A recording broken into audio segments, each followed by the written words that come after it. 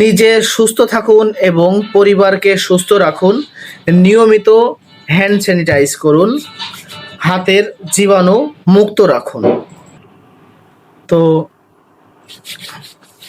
আসলে আমাদের বর্তমান সময়ে আমাদের হাতে অনেক ময়লা বা অনেক জীবাণু থাকে, যাতে করে আমরা অনেক কাজ করে থাকি।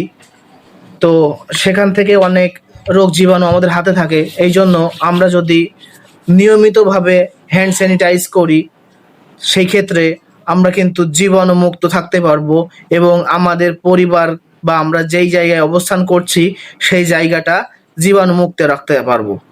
তো এই ছিল ভিউয়ার্স, সকলে হ্যান্ড স্যানিটাইজ করবেন নিয়মিত।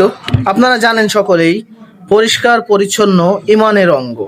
সুতরাং পরিষ্কার পরিচ্ছন্ন থাকলে সেটাও কিন্তু আপনার একটা ইমানের অংশ, সেটাও তার জন্য কিন্তু আপনি একটা সওয়াব পাবেন আল্লাহর কাছে। তো আপনারা সবসময় পরিষ্কার পরিচ্ছন্ন থাকবেন। প্রতিদিন আপনারা যে খাবারগুলো খান সেই খাবার খাওয়ার আগে অন্তত পক্ষে আপনার 2 হাত ভালোভাবে সাবান দিয়ে ধুয়ে আপনারা সেই খাবারটি গ্রহণ করুন।